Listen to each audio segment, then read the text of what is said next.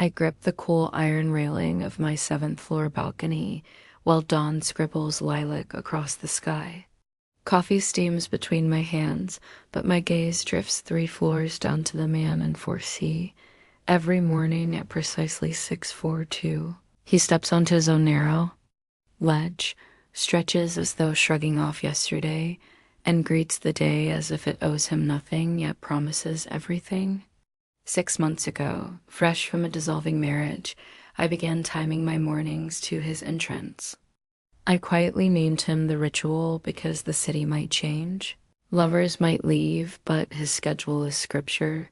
He raises his arms, neck arched, and inhales as though oxygen were jazz. Some days he wears a weathered university t-shirt. Other days loose linen pants slung carelessly low. Light drapes over the planes of his back, sketching muscles with honeyed strokes.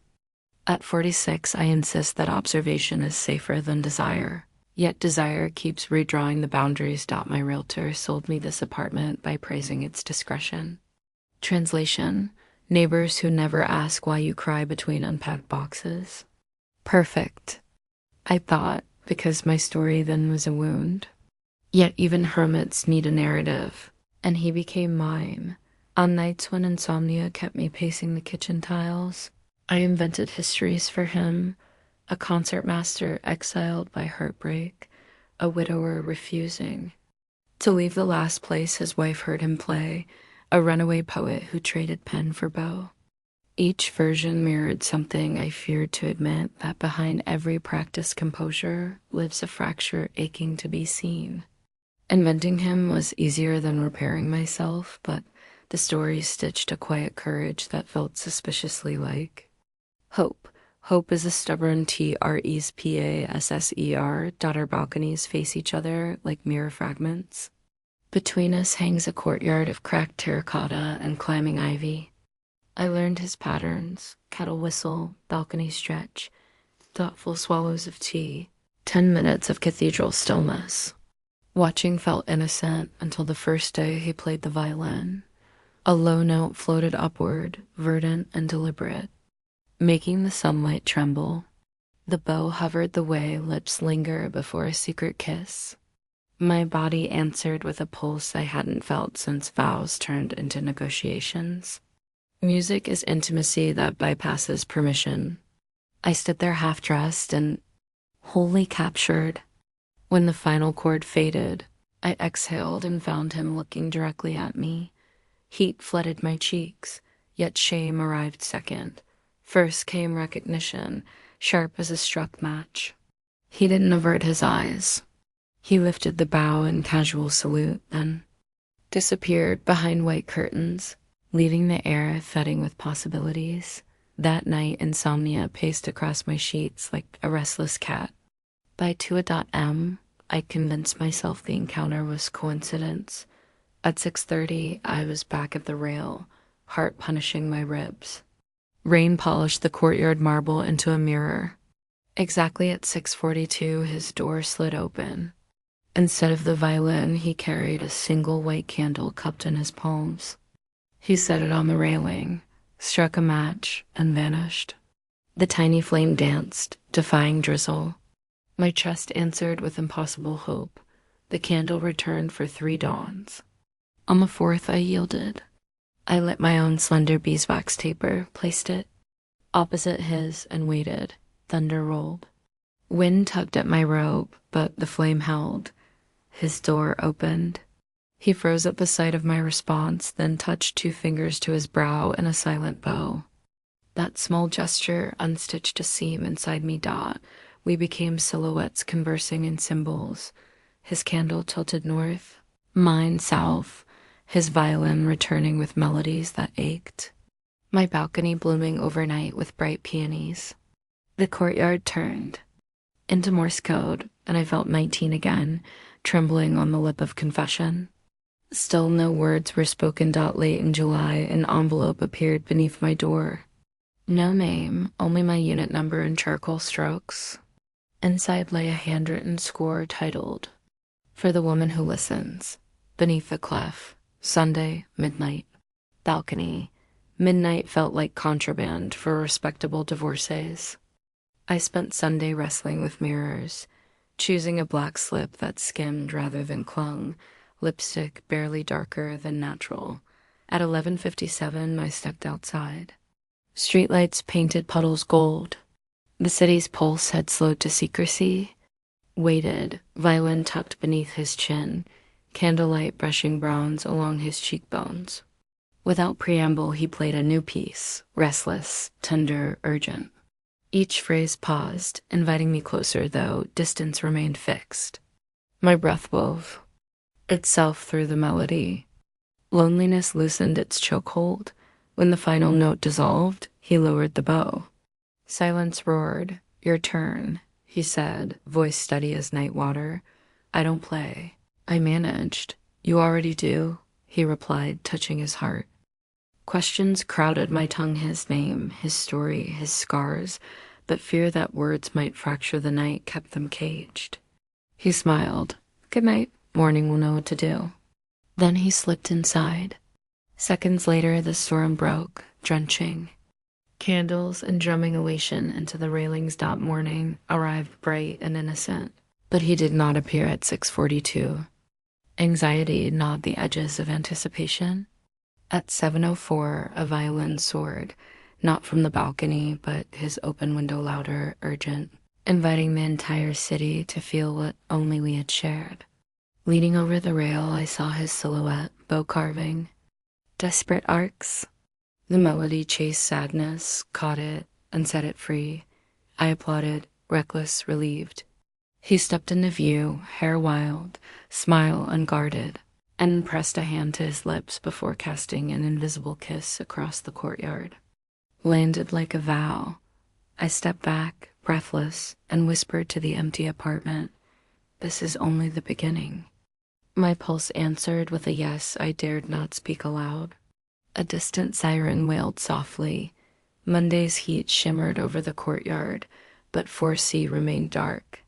I left a note beneath his door. If the ritual still matters, let the courtyard know. Then fled upstairs, feeling absurdly exposed. At dusk, a slim box waited outside my door, an antique fountain pen and one sentence: "Write what only you can." I inhaled, uncapped the pen, and accepted his dare. "Jonah, my father taught me the secret of skipping stones. Angle, not force. You play that secret every dawn. Perhaps living can learn it." Storm clouds gathered as I slid the envelope under his door. Minutes later, violin notes rose through the rain, summoning me outside. He lifted my letter in salute. "May I read it to you?" I whispered yes. My words and his voice felt shockingly intimate. Lightning cracked. "Angle over force," he mused. "Meet me below." I descended, cardigan clutched like a shield, and stepped into warm rain. Up close, he smelled of cedar and thunder. We clasped hands, skin sparking, and stood there, drenched, amazed. "Walk with me tomorrow," he said. "Noon, St. Alden's Cemetery. I need to show you my history. I'll be there." The next day, he waited beneath a magnolia, violin in one hand, a single white rose in the other. He led me to a modest stone. Elena Grace Caldwell, 1978 to 2023. Her etched smile made grief feel immediate. Jonah knelt, placed the rose, and played Bach's Saraband. Notes drifted over marble like mercy. When silence fell, he nodded to my journal. "Give her words."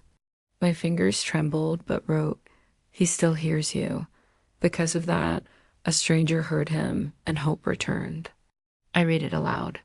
His eyes glistened. He tucked the page beneath the petals. Leaving the cemetery's path, he asked, "If I reach for you, do I betray her?" "Love widens. It doesn't replace," I said. He kissed me gentle, rain-sweet. We left hand in hand, lighter yet reverent. That evening, his apartment glowed with candles.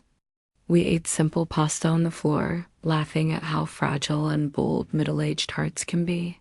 Conversation unfolded my stalled journalism, his years teaching violin, Our parallel loneliness eased Dot when he tucked a stray hair behind my ear. The room tilted. Stay, he whispered. Fear surfaced habitual armor, yet curiosity overrode it. We undressed slowly, learning each other with patient wonder. Intimacy arrived like music, soft entry, rising cadence, a shared crescendo that left us breathless and raw. Afterward, we lay entwined, listening to rain tick the windows. I'm afraid daylight will punish this, he murmured. Daylight just offers another angle, I replied. He slept.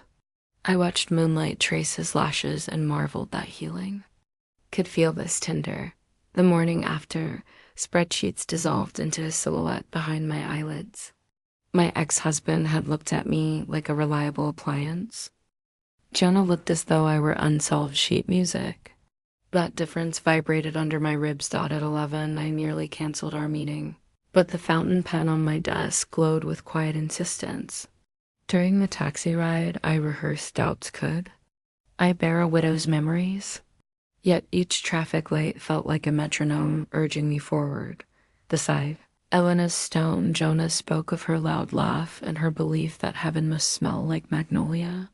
He admitted music had abandoned him for a year after she died. Then one dawn, I heard your coffee cup clink the railing above, he said. Something whispered, get up, idiot. Dinner that night felt charged by that confession. We discovered micro joys. Both of us hated olives. Both remembered childhood library card numbers. Both owned tiny scars on our left knees from age 12. The details connected like constellations suddenly traced by daring lines. After lovemaking, Jonah traced the curve of my hip. There's a room in my mind where grief still sleeps, he said softly. Tonight it finally opened a window. Tears pricked my eyes, not from sadness, but from the generosity of being allowed inside. At dawn, doubts crept in. I didn't fear losing Jonah, only the alert tenderness of these first days. So I lit a candle on his balcony, my wordless promise to keep us awake. He joined me moments later, draping a blanket over our shoulders. We watched pigeons wheel above the waking city, each curve a reminder, angle, not force. A bakery released the scent of rising bread. A taxi horn blurted a careless note. The world, imperfect and alive, tuned itself around us. Jonah whispered. I used to think second chances were consolation prizes. Now I believe they're encores. I rested my head against him. Let's make sure the audience never leaves. Traffic below began to thrum, and the flame on the rail bent but did not go out. The city exhaled. Dawn felt new. Birdsong floated. Above traffic. Rain returned with August, drumming secrets against the windows as though urging confession. Jonah and I had slipped into gentle habits, my articles drafted on his sofa, his scales filling my rooms, but every shared silence carried the knowledge that we still skirted certain shadows. One Tuesday, I opened an email and froze at a podcast. Teaser. Violins of Mercy founder missing funds. Founder, Jonah Caldwell. I clicked play. A host described a charity that promised instruments for poor schools, then collapsed. Money unaccounted, no criminal charge. Where is Jonah now? She asked. He was 3 feet away, ladling soup. I shut the laptop, stomach twisting. That night, while thunder prowled, I lay beside him rehearsing questions. He sensed the distance, pulled me close. Storm? He murmured.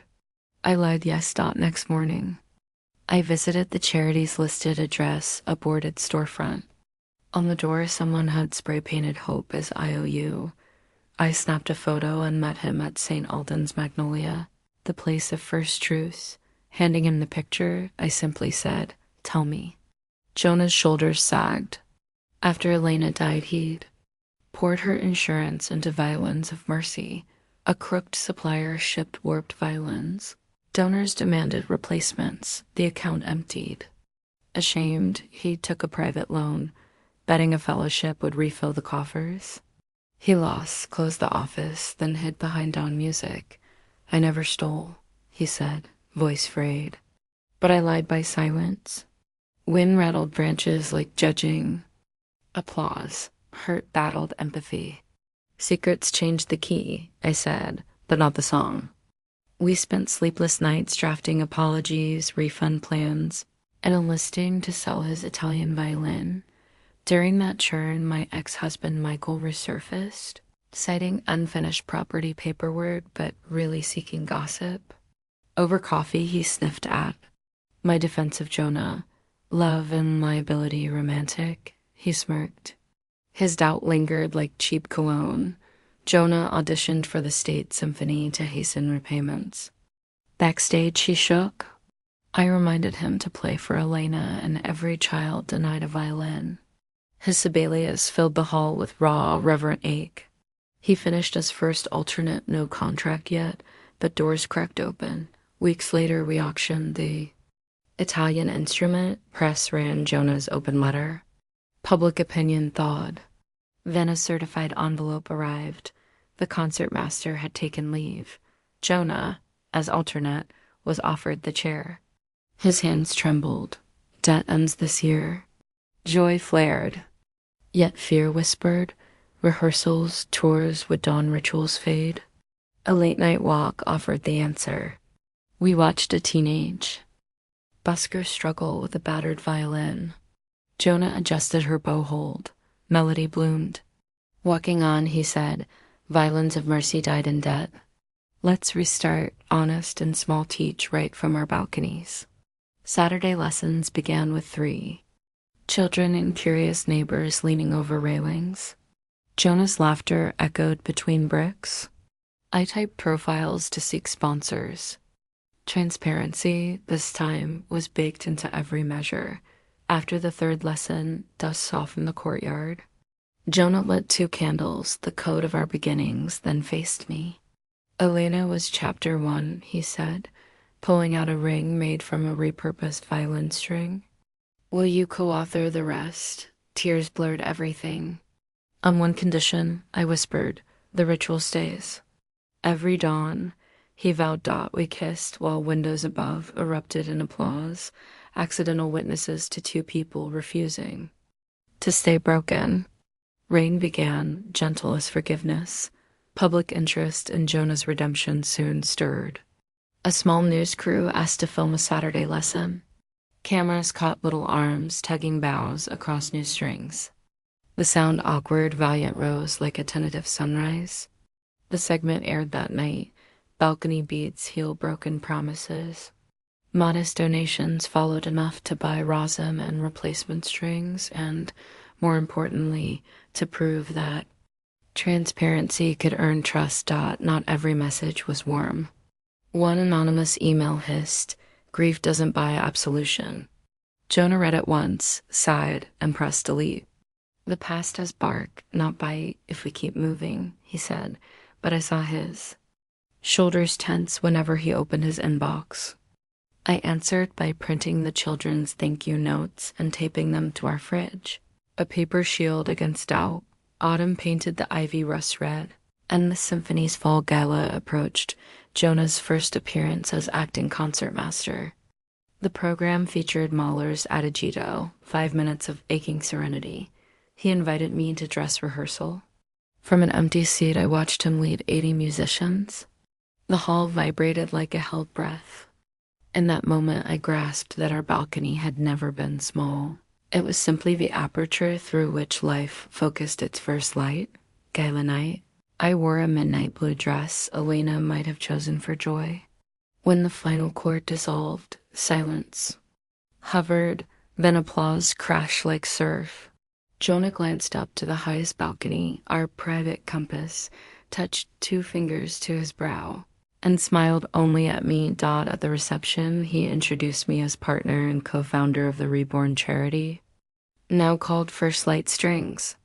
Somewhere inside, the woman who once measured her worth by someone else's priorities felt a delicate chain snap. Close to midnight, we slipped onto an empty terrace. City lights glittered like scattered sheet music. Life feels orchestral, he murmured, Symphonies need rest, I replied. Then let's write tomorrow's cadenza. We walked home barefoot, laughter echoing. Reaching the courtyard, we froze. Every balcony glowed with candles set by neighbors and students. The collective flame climbed 7 stories, turning cracked terracotta into a lantern. Jonah's hand found mine, steady. Somewhere above, a violin began softly, blessing the night with promise and hope. It's an encore, he whispered. The overture, I said. Tears warm on my cheeks dot side by side. We stepped into the light, ready for measure 1 of forever.